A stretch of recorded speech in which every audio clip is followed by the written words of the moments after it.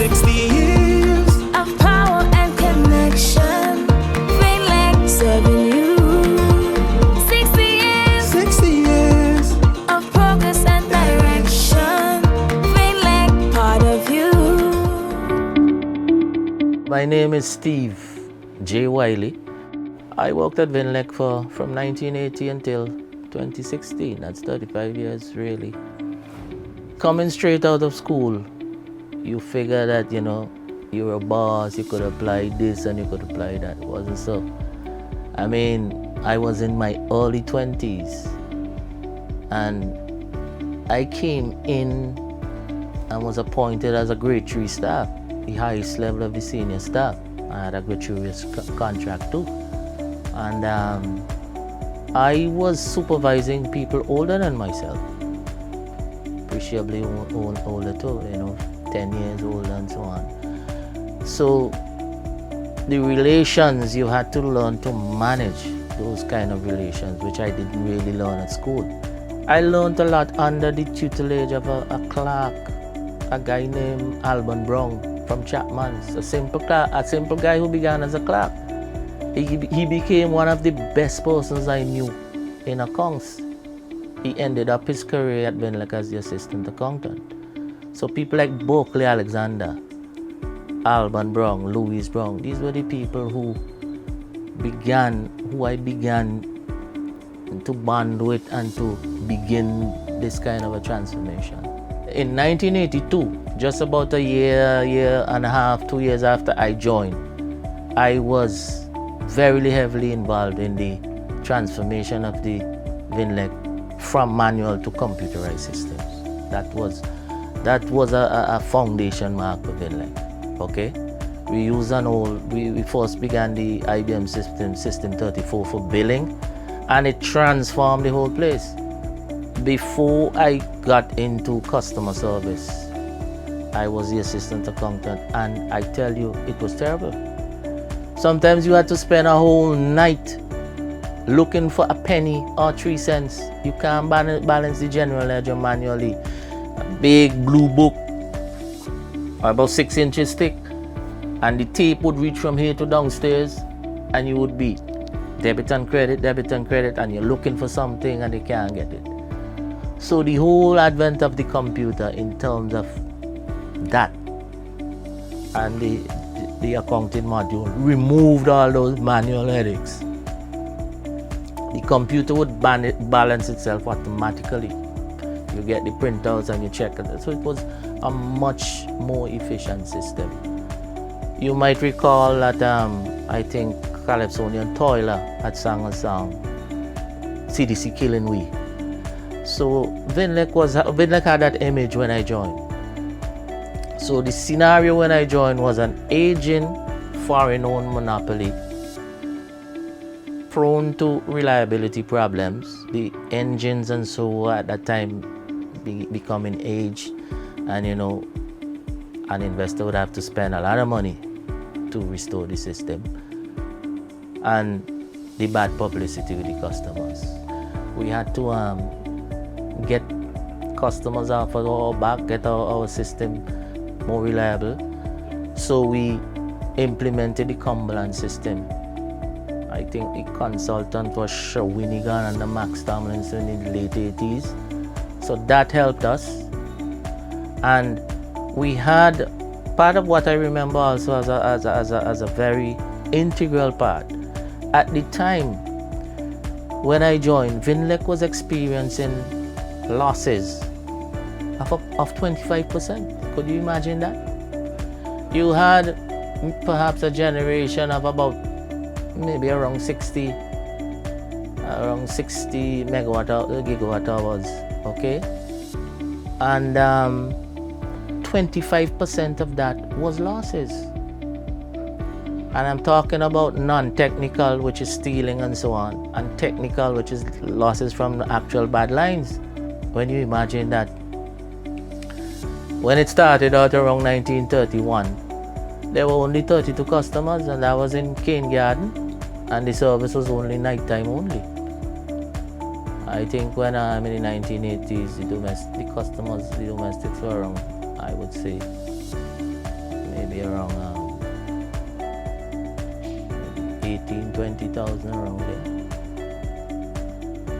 So we have certainly come a long way.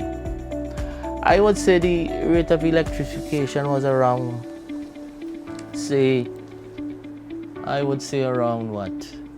Say 90% in the 1980s, around say 92%. So there was an appreciable amount of areas that were not solved. We electrified north of the dry river, the villages there, in 1993, and we electrified Canawan, I think, in 1994, and my road, the last one we did, was in 2003. When you consider that at the time the only communication between the customers and the utility was through the bill, the little folded, I can't remember, the little one piece of stub like bill that came from the machine. So you could imagine that being the only real correspondence between us and the customers. So then after we began the focus and set up the department, well, the department, we became a customer service department fully when we went down to Kingstown, to Paul's Avenue. We went there in 1994, I think, in January, and we had I started there for a few, stayed there as a commercial officer for a few years before the department finally found its footing as a real department where I was the manager around, say, that was around, say, 1999, okay? So between 87 and 99, my main focus was in helping the company to build up the customer service department. One of the great things about VINLEC was that we tried our best to deal with renewables, and that helped, because when I joined, the hydros, which is the power from water, contributed about 17%, and out of a generation much smaller than it is today. And we have maintained that today, 18%, with a further 2% in solar. So over the years, VINLEC has done wonderfully well. I can't say we, they know, I am out. They have done wonderfully well in that they have refurbished South Rivers, they have done Lomond, they have done Cumberland and so on. And they have kept the renewables at that level so that the impact on the fuel surcharge remained very, very, very significant and positive. The choir did a lot, and I enlisted my old man. My old man was the speech man in the choir. So, I mean, we used to do the serenading and so on. It was a very thing. And that choir really, we did a good, even up to today, with the choir going out in the community and doing the concerts. It all began way back there when we did the first VINLEC choir. But the cricket and sports clubs we had were very good at creating the social bond in the company. Because we played at Bacchus grounds, and we played, you know, we had a football side in the Annesville League, VINLEC Power Stars. So we enjoyed a good social side of life together. And at one time, I could remember we were working very hard, and you know, I think one of our managers took us and we all went down to one of those bars, and you know, I think I could remember Mr. Huggins had social up by his house for us and so on. So the company was a little more knitted together socially. One of the things I also remember about VINLEC was the training. I mean, I have about 40 certificates from going on training. Okay? I think a lot of poor people children would have to thank VINLEC when they joined for the opportunity that VINLEC gave for you to go overseas, enlarge your worldview, rub shoulders with people in this industry and educate yourself. That's one of the things I think VINLEC should also be proud of. It's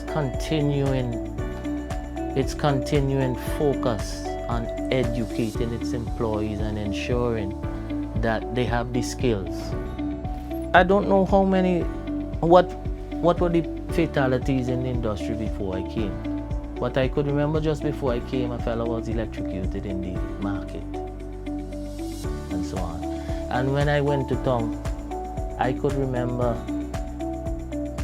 there was a guy who was riding in a bus and he pushed his head out the bus, those wooden bus, and his head hit on a pole and he was killed. Okay? So it registered in my mind, and I felt so good when VINLEC under the directives of you see, VINLEC didn't just rise fully to be the giant it is now, you know. We stand on the shoulders of people like registered the first generation engineer after the foreigners, people like Lennox Morris and so on, who began the aesthetics of removing the overhead lines in Kingston. So that clutter of lines that you push out your head out of an upstairs window, you might put all that, the lines went underground, okay? So the aesthetics of the city were changed. When you talk about the Lomans Bay power station and the Cane Hall, one of the first concerns was how to get rid of the waste oil. You can't destroy environment and so on and so forth. And you know, I noted one of the engineers' first concerns was to ensure they had the proper systems to rid of waste oil, you don't contaminate the rivers and so on. When we did the hydrostration, you made sure you had enough water left for the people to wash in the river and so on. This is the kind of a corporate responsibility that people don't think of, but it's there. So I think VINLEC has to be proud of itself in the way also it has exercised the safety and the corporate responsibility for the environment. I am hoping that for the 61 years, that the 60 years, that the vision of making the company a proud Vincentian institution should continue. All the best from me to them, and I think they're on the right track.